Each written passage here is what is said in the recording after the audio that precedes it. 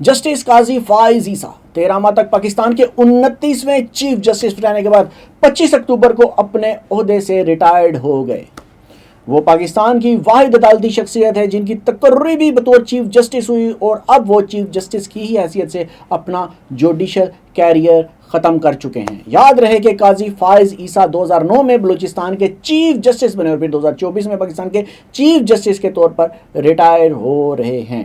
काजी फाइज ईसा एक हंगामा खेज सियासी दौर में चीफ जस्टिस बने जब अदलिया में तकसीम भी वाज़ेह थी, इसलिए उनका अदालती दौर तनाज़ात से भरपूर रहा। गुज़श्ता बरस सितंबर जब काजी फाइज ईसा ने पाकिस्तान के चीफ जस्टिस के ओहदे का हल्फ उठाया तो वकला में यह तासुराम था कि वो एंटी स्टैब्लिशमेंट जज हैं और वह ना सिर्फ अदलिया में मौजूद जजेस के दरमियान इख्तलाफात को ख़त्म करवाएंगे बल्कि अदलिया में खुफिया इदारों की मुबैना मुदाखलत का भी खात्मा करेंगे। ये थे उनसे बड़े बड़े तौक़ुआत। जस्टिस काजी फाइज ईसा के एंटी स्टैब्लिशमेंट होने का तासुर उस वक्त बना था जब उन्होंने कोयटा में वकला पर होने वाले खुदकश हमलों से मुतल्लिक कायम कमीशन की सरबराही करते हुए उस वाक़े को मुल्क की खुफिया एजेंसियों की नाकामी करार दिया था। उसके बाद फैज़ाबाद धरना केस का फैसला हुआ और फिर उनके खिलाफ साबिक हुक्मरान जमात पाकिस्तान तहरीक इंसाफ की जानिब से दायर किए गए रेफरेंस की वजह से इस तासुर को मजीद तकवीत मिली थी। लेकिन इसी रेफरेंस की वजह से जस्टिस काजी फाइज ईसा के ताल्लुकात उन जजों के साथ उनकी रिटायरमेंट तक मिसाली नहीं रहे जिन्होंने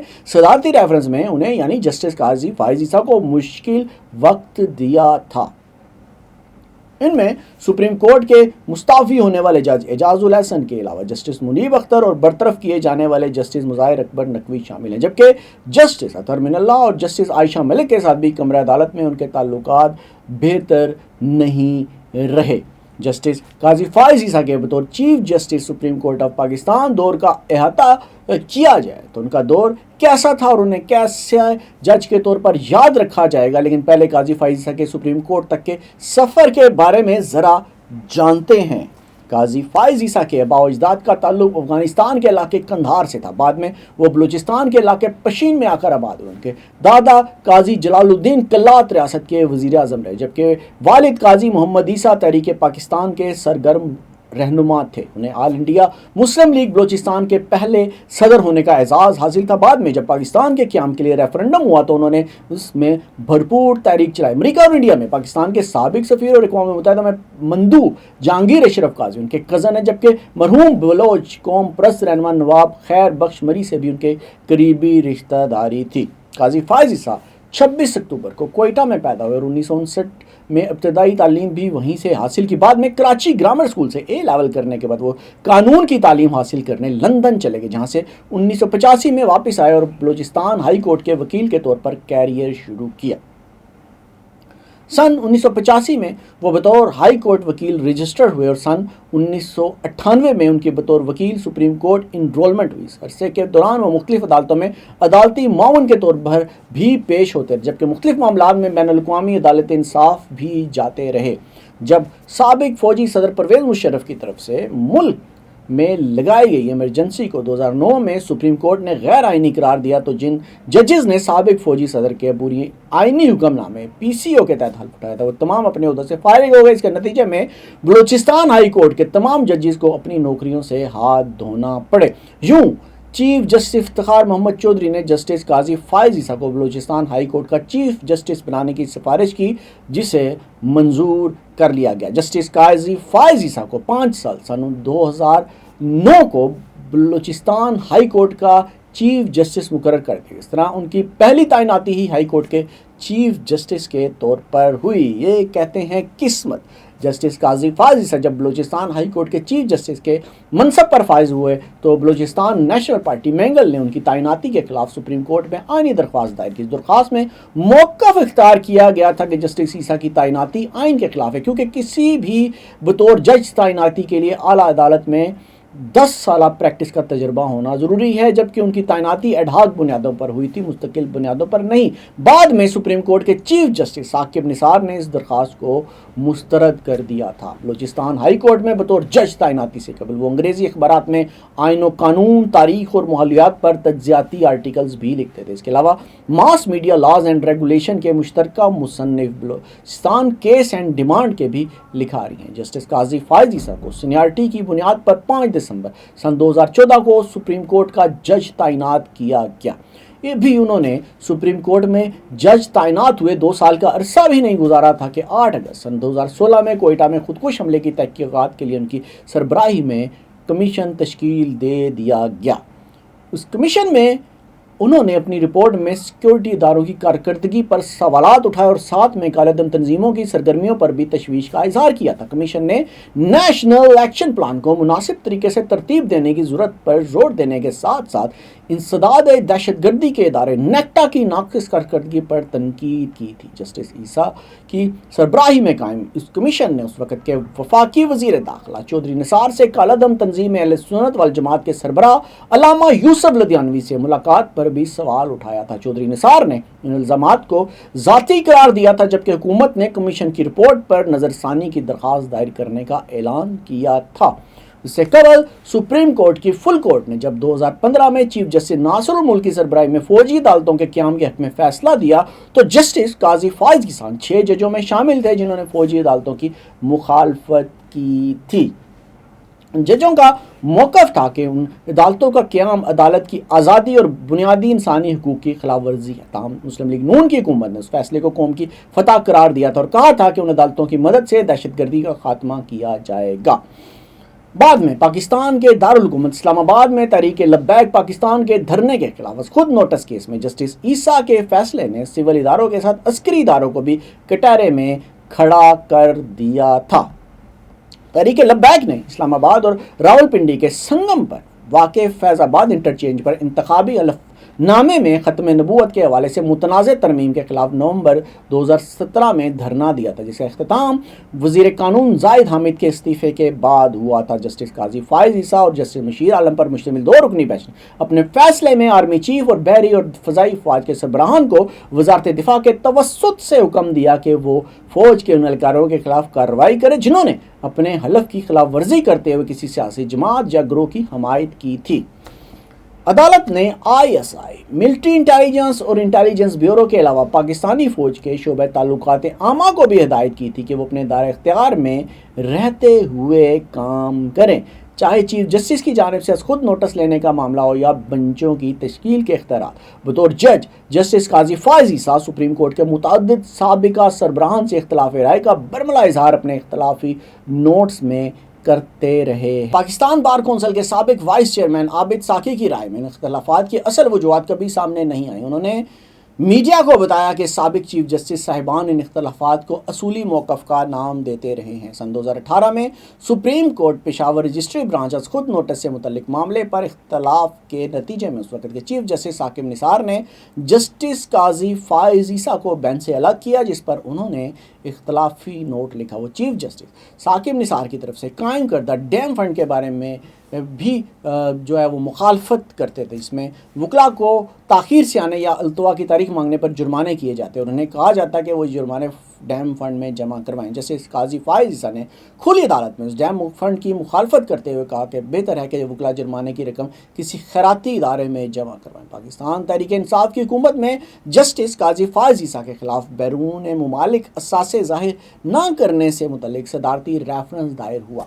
रेफरेंस के खिलाफ दरख्वास्त में जस्टिस काजी फाइज ईसा ने दावा किया कि उस वक़्त के चीफ जस्टिस आसिफ सईद खोसा ने सुप्रीम कोर्ट की इमारत के लान में टहलते हुए उन्हें राजदारी से रेफरेंस के बारे में बताया, जिसका मकसद मुझसे इस्तीफ़ा लेना था।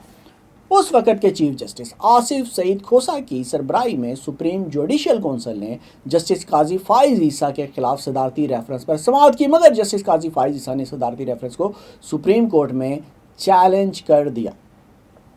सुप्रीम कोर्ट के 10 रुकनी बेंच की शख्सियत ने सदारती रेफरेंस को मुस्तरद किया और सुप्रीम जुडिशल कौंसिल की को कार्रवाई से रोक दिया था। उनके साबिक चीफ जस्टिस गुलजार अहमद के साथ भी मुख्तलिफ अमूर पर इख्तलाफात रहे, बिलखुसूस जब उन्होंने उस वक़्त के वज़ीर आज़म इमरान खान की तरफ से पार्टी कारकुनों का इजलास कन्वेंशन सेंटर में बुलाए जाने और अरकान पार्लियामेंट को फंड्स देने से मुतल्लिक नोटिस लिया। उनकी सरबराही में 2 रुकनी बेंच ने इस केस की समाअत की थी। बेंच के दूसरे रुकन जस्टिस मकबूल बाकिर थे, जो उस वक़्त सिंध के निगरान वज़ीर आला हैं। जस्टिस गुलजार अहमद ने उस मामले में 5 रुकनी बेंच तश्कील दिया और पहले ही समाअत में इस मामले को निपटाते हुए कहा कि खुद नोटिस लेने का इख्तियार सिर्फ चीफ जस्टिस के पास है। ख्याल रहे कि आईन पाकिस्तान के तहत खुद नोटिस लेने के इख्तियार के हवाले से चीफ जस्टिस की बजाय सुप्रीम कोर्ट का लफ्ज़ दर्ज है। दूसरा हुक्म ये दिया गया कि आइंदा जस्टिस काजी फाइज उस वक़्त के वज़ीर-ए-आज़म इमरान खान से मुतल्लिक़ किसी दरख्वास्त की समाअत नहीं करेंगे। साबिक चीफ जस्टिस उमर अता बंदियाल के साथ ताल्लुकात में खिंचाव का मामला सदारती रेफरेंस के बाद भी चलता रहा। जस्टिस उमर अता बंदियाल उस 10 रुकनी बेंच की सरबराही कर रहे थे जिसने सदारती रेफरेंस के खिलाफ दरख्वास्त की समाअत की थी। ताहम आला अदलिया में जजेस की तकर्री के मामले पर भी इख्तलाफ पैदा हुआ। पीडीएम हुकूमत के दौर में पार्लिमान ने खुद नोटिस और बेंचों की तश्कील के हवाले से चीफ जस्टिस के इख्तियार में तरमीम की प्रैक्टिस एंड प्रोसीजर एक्ट में यह इख्तियार सुप्रीम कोर्ट के 3 सीनियर जजेस पर मुश्तमिल एक कमेटी को दिया गया, जिस पर साबिक चीफ जस्टिस उमर अता बंदियाल ने हुक्म इम्तनाई जारी किया। जस्टिस अता बंदियाल के दौर में कायम मकाम चीफ जस्टिस काजी फाइज ईसा ने ज़्यादातर इन चैम्बर ही काम किया और बहुत कम ऐसा हुआ कि वो किसी बेंच का हिस्सा बने हैं। गुज़िश्ता साल चीफ जस्टिस का ओहदा संभालने के बाद काजी फाइज ईसा ने पार्लियामेंट से मंजूर होने वाले प्रैक्टिस एंड प्रोसीजर एक्ट पर अमल दरामद करते हुए बेंचेस की तश्कील का इख्तियार अपने पास रखने के बजाय सुप्रीम कोर्ट के 3 सीनियर जजेस को दे दिया था। इससे पहले सिर्फ चीफ जस्टिस को ही जजेस का रोटा और बेंच बनाने का इख्तियार था। इस मामले पर जजेस के दरमियान इख्तलाफात उस वक्त शुरू हुए जब बेंचेस की तश्कील से मतलब 3 जजेस पर मुश्तमिल बनाई गई कमेटी की तश्कील 9 एक सदारती आर्डीनेंस के तहत की गई। इसके बाद इस 3 रुकनी कमेटी में चीफ जस्टिस के अलावा जस्टिस मंसूर अली शाह और जस्टिस मुनीर अख्तर शामिल थे और ये दोनों जजेस कमेटी में बतौर एहतजाज शामिल न हुए और चीफ जस्टिस अमीनुद्दीन के साथ ही इस कमेटी को चलाते रहे। जस्टिस काजी फाइज ईसा ने अपने दौर में कोर्ट रूम नंबर 1 में मुकदमात की अदालती कार्रवाई बराह रास्त नशर करने से मुतल्लिक हुक्म दिया, जिसे सराहगढ़ में प्रैक्टिस एंड प्रोसीजर एक्ट मखसूस नशिस्तें और साबिक वज़ीर-ए-आज़म जुल्फ़िकार अली भुट्टो की सज़ा के खिलाफ दरख्वास्तों की समाअत की स्ट्रीमिंग काबिले ज़िक्र हैं। ताहम यह सिलसिला उस वक्त रुक गया जब नैब तरामीम के खिलाफ इमरान खान की दरख्वास्त पर समाअत करने वाले 5 रुकनी बेंच में मौजूद एक जज ने कहा कि चूँकि इमरान खान इस मुल्क के एक मकबूल लीडर हैं और ये मुफाद आमा का मामला है, इसलिए इस मुकदमे की कार्रवाई भी लाइव देखी जाए। लेकिन काजी फाइज ईसा समेत दीगर 3 जजेस ने अपने साथी जज की इस दरख्वास्त को मुस्तरद कर दिया। जस्टिस ईसा के दौर में पाकिस्तान तहरीक इंसाफ की जानिब से मुतअद्दिद बार कहा गया कि चीफ जस्टिस उनकी जमात और इमरान खान से मुतल्लिक किसी भी मुकदमे की समाअत न करें।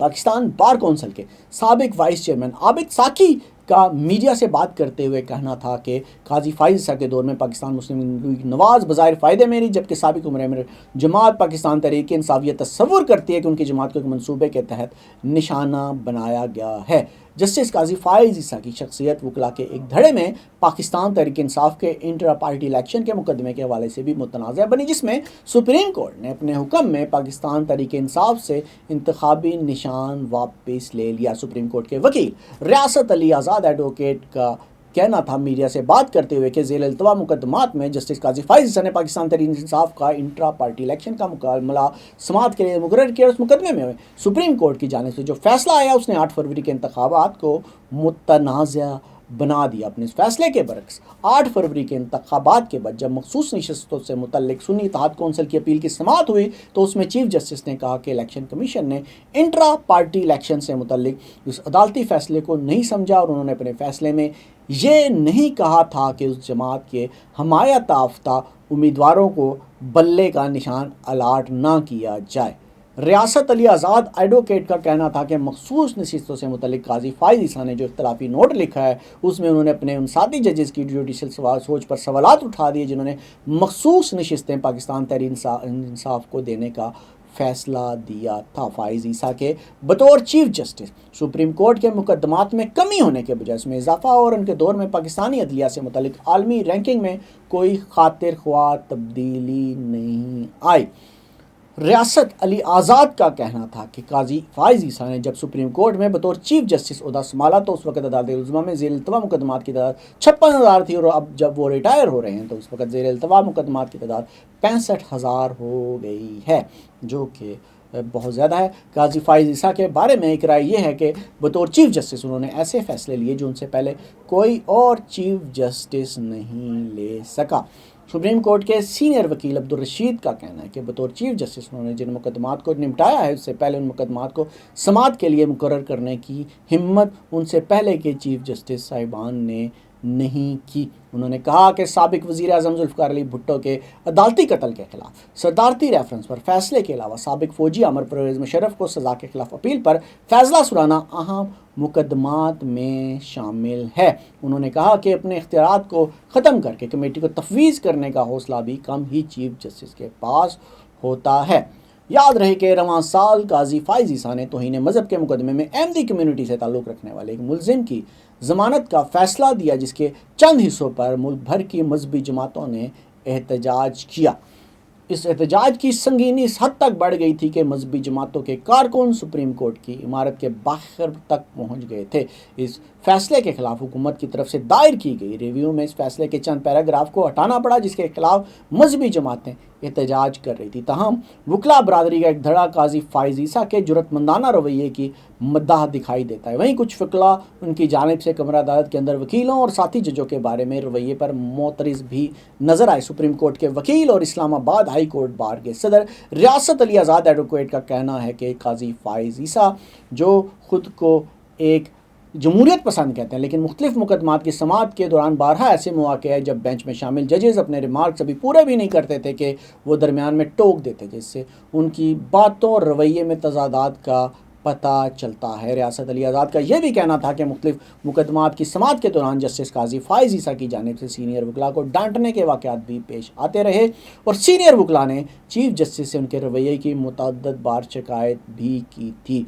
ख्याल रहे कि मुकदमात की समाअत के दौरान मुतअद्दिद बार ऐसे वाक़यात पेश आए कि काजी फाइज ईसा और वकला या दरख्वास्त गुजार उनके दरमियान तलब जुमलों के तबादले के बाद चीफ जस्टिस ने किसी सहाफ़ी का नाम लिए बगैर कहा कि अब सोशल मीडिया पर इस मामले पर वीलाग किए जाएंगे और जजेस को बदनाम करने की कोशिश की जाएगी।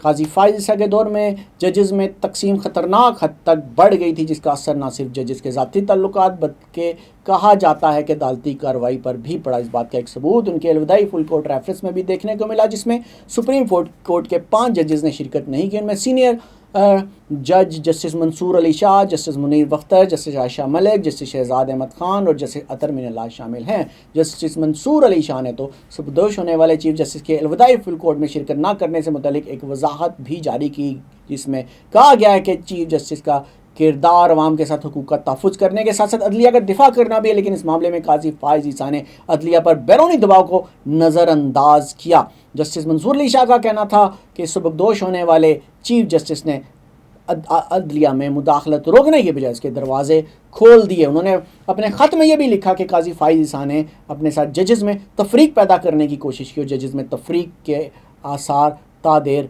अदलिया में रहेंगे। यहाँ बिलावल भुट्टो का भी एक बयान काबिल ज़िक्र है, जिसमें उन्होंने कहा कि अगर जस्टिस काजी फाइज ईसा ना होते तो 26वीं तरमीम हम कभी भी पास नहीं करवा सकते थे। वो सहूलतकार बने और उनकी मदद से ये मुमकिन हो सका।